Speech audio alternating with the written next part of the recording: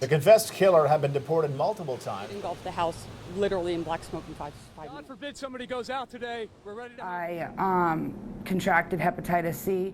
You can see a lot going on right here. You can see the smoke from the Everglades fire burning. You can see the helicopter that's being used to fight the flames right there.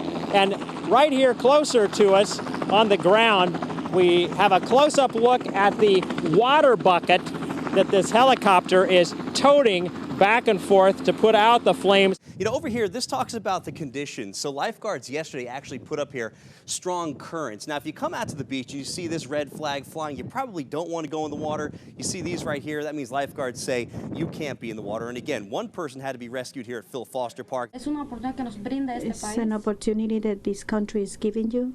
Work, be good, and not to do bad things. He says a big concern is the soil could catch fire. That's right, soil on fire. What's happened in the past at this water level is we've had organic soils to catch on fire. The Everglades marsh soils are very organic. When this rich muck soil or peat catches fire, it can burn for days or weeks. Now clean and on her way to recovery, she says she hopes her story and the starkly statistics will encourage others to change and choose life.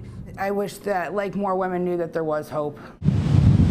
With a rip current advisory in effect until Friday, lifeguards are suggesting no swimming, except for them. These are the best days for ocean rescue lifeguards to train. Big surf, a lot of rip currents, and God forbid somebody goes out today. We're ready to help them. Beach erosion is a major concern, especially along Palm Beach County's 46 miles of ocean shoreline, including right here in the town of Palm Beach. The village plans to remove any trees, vegetation, or fences within 25 feet of canal banks to help with flooding. The plan will also help make the land more accessible for future maintenance in cases of an emergency. It's something village residents have been fighting for years. Now that some of the project is underway, so are the protests. They already let me behind the wheel of, not sure how smart that is. In fact, $1.2 billion worth of boats and yachts on display for some 40,000 spectators expected to come on out, not only see the boats, but get on the boats as well. This was Gary Whittam is live in Port St. Lucie with some new information this noon. Gary? Hey guys, yeah, so we're here at the Bay Shore Diner, and you can see it's real quiet right now. Normally, you'd have a ton of veterans, a lot of these guys that have left their hats here, that would be filling up this dining area. The only thing is, nobody's here, and it's not just because the people working here can't warm up that food. The health department is making the rounds to restaurants in Port St. Lucie, making sure they don't serve food, even stuff that's prepped cold. We also have no hot water. So with that, you can't wash your hands, you can't clean your utensils. While these gauges on the gas lines are stationary, lots of mom and pop restaurants in the area have been taking a hit since yesterday morning, including the Bay Shore Diner. Dallas Bonchbosch and her husband say the business has lost thousands, and they're looking to get temporary gas tanks set up so they can open. If it costs $2,000 to do all this and then $2,000 to put it back the way that it was, is it worth it?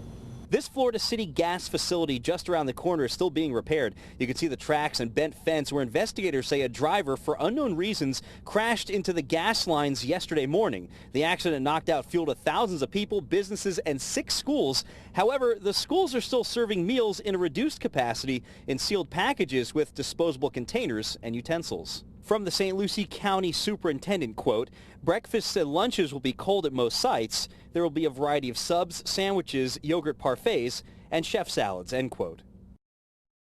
Now you can see as we're back out here live, the parking lot pretty much empty here at the Bay Shore Diner. And as soon as people drive up, they see these signs on the door, gas leak, an area closed due to gas leak right there. Sorry. And then they turn right out and leave. Now the owners here are expecting the gas to be back on in about a week. In Port St. Lucie, Gary Whittam, CBS 12 News. A week, that is a long time. All right, thank you, Gary. Almost 800 teenagers are going all throughout Belglade and Pahokee, making the area a better place right here at Belglade Elementary where we are. They just built these planters, they've got the rakes, now they're just waiting for the soil and the mulch, and this right here is going to be ready before school even opens. Nice.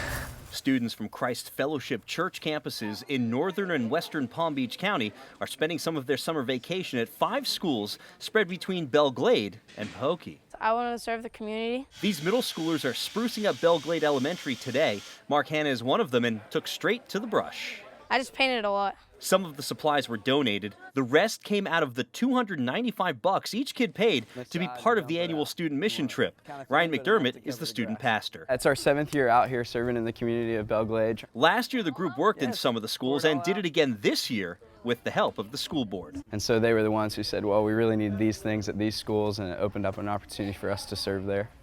The kids from Christ Fellowship are going to be out in the Belglade and Pahokee area for about 9 days total, cleaning up schools, cleaning up the community, just helping out any way they can. In Belglade, Gary Whittam, CBS 12 News.